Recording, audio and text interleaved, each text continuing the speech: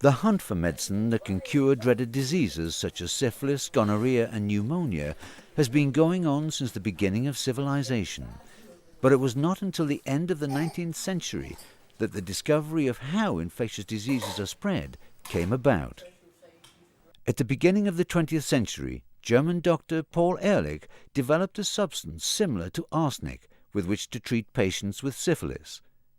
However, this proved to be toxic and had strong side effects. Then, in 1928, Scottish doctor Alexander Fleming accidentally stumbled upon a completely new medicine.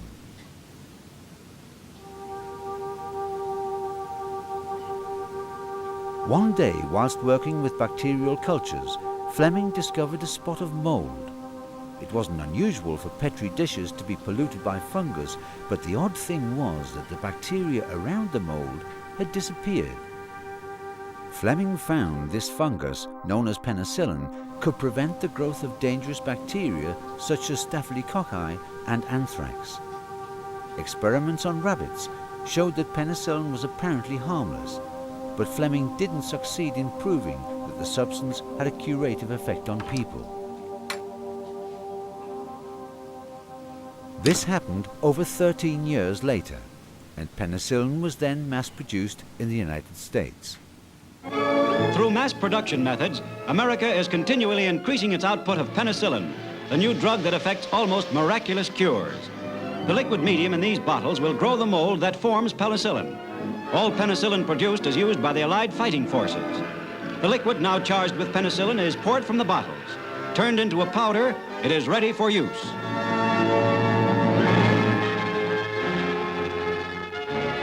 Allied casualties in Normandy received the most expert medical care science can provide.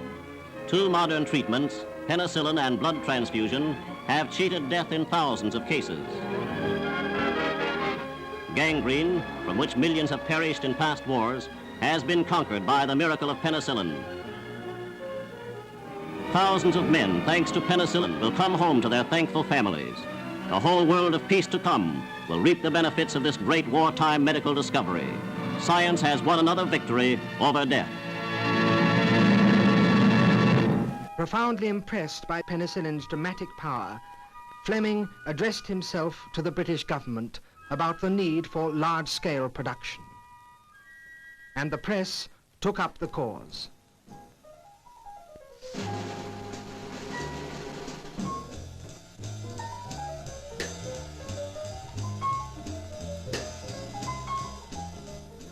The mold was grown in thousands of flasks.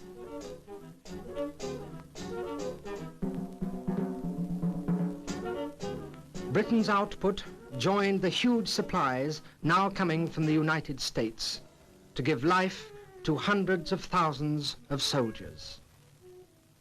By the end of the war, flasks had been replaced by great steel vats, each making 15,000 gallons of penicillin liquid.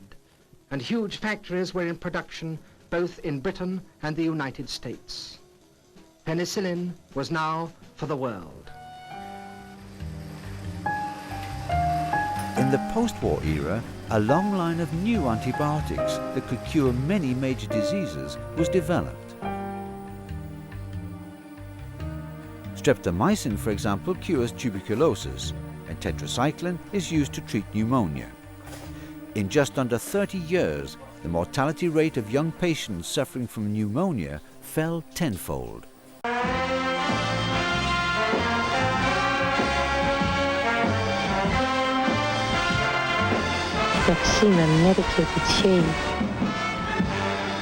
In fact, you could get penicillin in face creams. You could get it in cosmetics.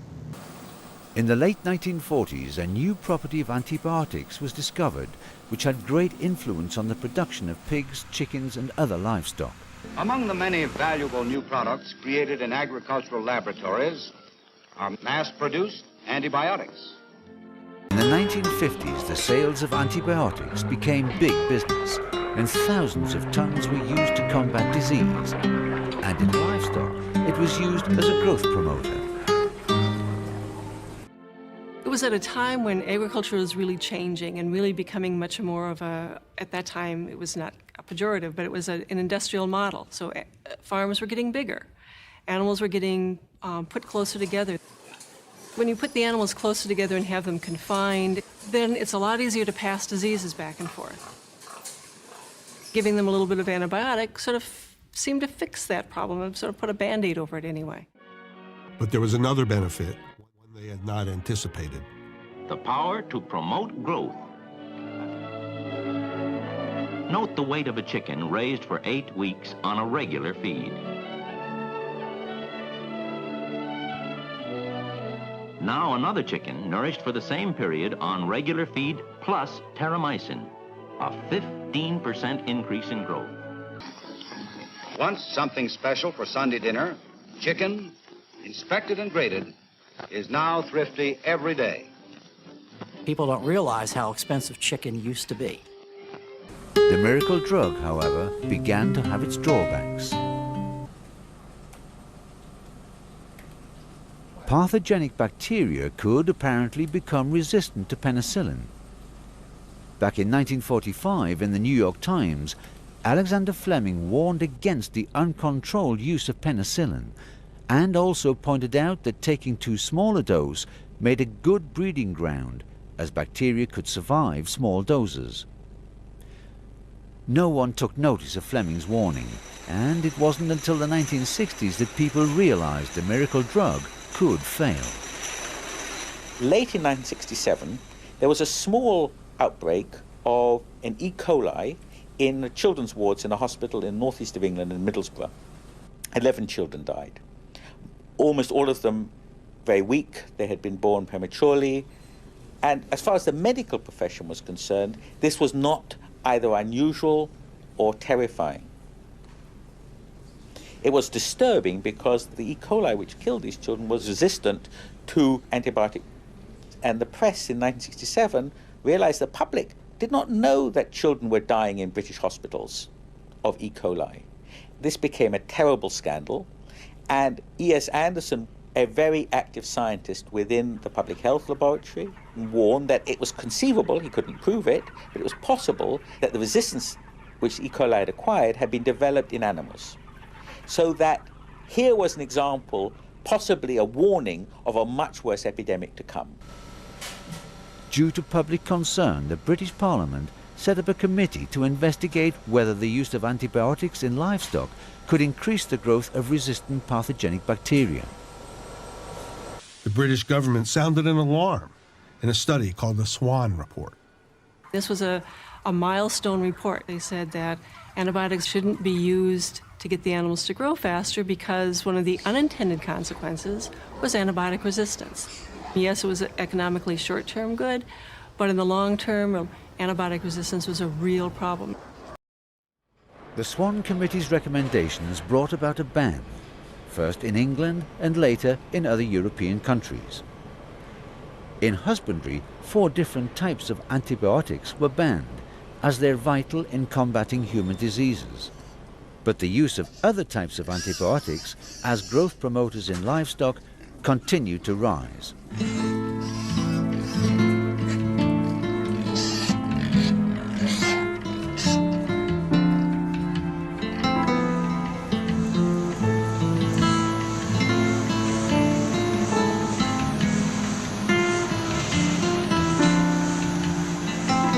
In the early 1970s, more and more resistant bacteria types were found. The aggressive Staphylococcus had long since survived penicillin, but up until then, new types of antibiotics had managed to suppress this most dangerous bacteria. But there were grounds for concern, for in the 1970s, diseases which previously had been partly suppressed returned. The number of cases of tuberculosis began to rise, and gonorrhea could no longer be cured by many types of antibiotics. Many pathogenic bacteria began to show signs of multi-resistance. One of the most dreaded bacteria, the golden Staphylococcus aureus, had also become multi-resistant. For several years, Staphylococcus aureus was resistant to penicillin, but now the bacteria could not be suppressed by penicillin's successor, methicillin. MRSA or the superbug as it's also called, is dreaded in every hospital because it can spread infection during operations and thereby disrupt patient treatment. MRSA bacteria quickly spread round the world, much to the concern of health authorities, as there was now a diminishing number of new types of antibiotics which could substitute previous ones. The drug industry had practically given up on finding new types of antibiotics. The dreaded multi-resistant MRSA could still be wiped out by one antibiotic, vancomycin, which is one of medical science's last big guns to be fired at advancing bacteria. Vancomycin, however, also had drawbacks when treating another bacteria strain, namely the less aggressive Enterococcus bacteria vancomycin-resistant enterococci, or VRE. In just a few years, VRE bacteria were widespread. A study of American hospitals in 1989 showed that under 0.5% of bacteria were resistant, a figure which would rise 4 years later to an astounding 10%.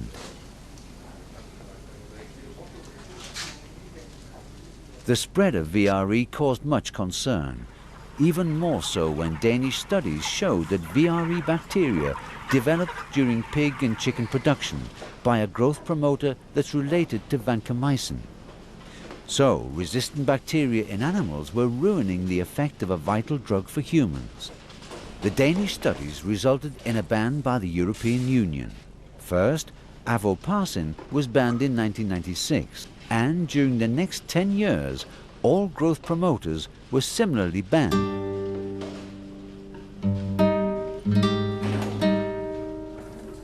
Nevertheless, the development of resistant bacteria didn't stop, which for hospitals proved to be a grave problem.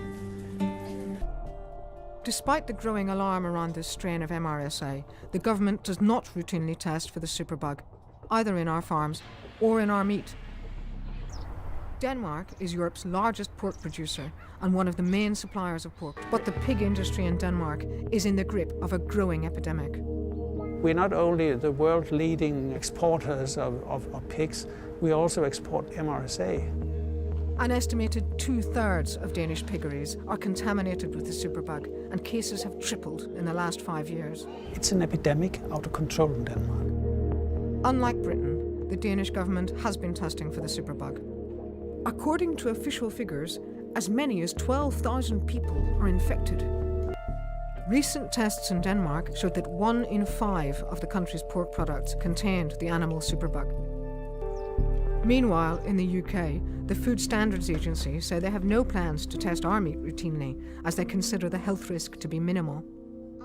The American health authorities estimated that 1 in every 20 patients became infected by pathogenic bacteria whilst in hospital. Resistant bacteria quickly spread in countries where antibiotics were administered without doctor consultation, and in countries where antibiotics were prescription drugs, patients pressured doctors to prescribe antibiotics even when it wasn't necessary. The World Health Organization estimated that in the treating of bronchial infections, up to 80% of antibiotic use was completely unnecessary. More than 20,000 people a year are dying from these infections, and as many as 2 million get sick from them. What's become apparent is that these nightmare infections are being fueled by the overuse of antibiotics, creating bugs we can't kill. Woher kommen diese neuartigen Erreger, diese hochgefährlichen Keime? Christoph Lübbert ist Arzt an der Uniklinik Leipzig und forscht zu dieser Frage. Vor 10 Jahren gab es solche Erreger in Deutschland nahezu nicht. Heute sind es tausende Fälle. Die kommen zum Beispiel über Reisende zu uns. Und das kann man ja auch mit Zahlen ganz konkret untermauern. Wir haben selber eine Studie gemacht, nach der reine Touristen, die die Sehenswürdigkeiten Indiens angeguckt haben, zu über 70% mit multiresistenten Darmbakterien besiedelt zurückkommen. Besonders viele dieser antibiotikaresistenten Bakterien grassieren in Indien. Gleichzeitig versorgt die indische Pharmaindustrie die ganze Welt mit Antibiotika. Forscher behaupten, es gebe da einen Zusammenhang. Pharmahersteller aus der ganzen Welt lassen in Hyderabad Medikamente produzieren. Hier kommen auch viele unserer Antibiotika her. Hyderabad cluster has come to be recognized as Hyderabad, die Hauptstadt der Massenproduktion von Medikamenten. So effekthascherisch lockt dieser Hochglanzwerbespot.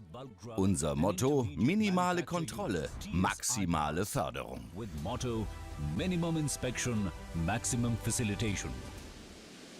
Wozu minimale Kontrolle führen kann, sehen wir am Mussi. In dem Fluss landen Abwässer der Pharmafabriken, angeblich geklärt.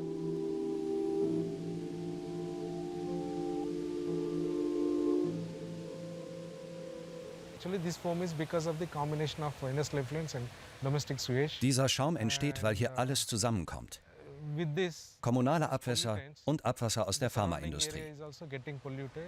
Und damit wird auch die ganze Umgebung verseucht. Und das Schlimme ist, es wird nicht besser, sondern immer dramatischer. Die Nachfrage nach Medikamenten steigt und steigt. Die Pharmafirmen produzieren immer mehr. Und je mehr produziert wird, desto mehr verseuchte Industrieabwässer kommen hier in diesen Fluss.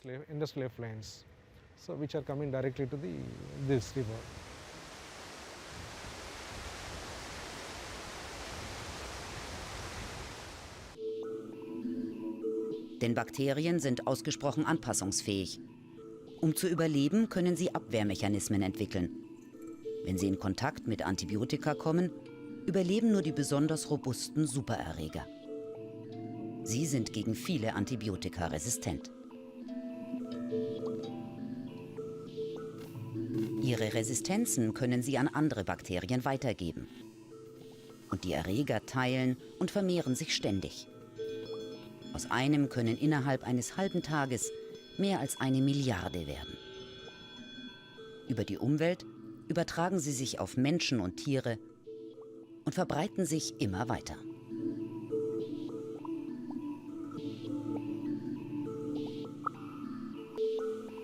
Über das Wasser oder die Nahrung gelangen die resistenten Bakterien auf die Haut oder siedeln sich im Darm an. Bei gesunden Menschen ist das zumeist nicht gefährlich, aber die Keime werden auch weiter übertragen. Und wenn man krank wird oder sich verletzt, können sie gefährliche Entzündungen auslösen. Wenn Antibiotika nicht wirken, verbreiten sich die Bakterien rasant. Sie können zu einer lebensgefährlichen Blutvergiftung führen. Today, old diseases are re-emerging with a vengeance. Tuberculosis, for instance, is now one of the world's biggest killers, with over 2 million people dying from it every year. Don't think that this is a problem that would solve itself just by closing your eyes.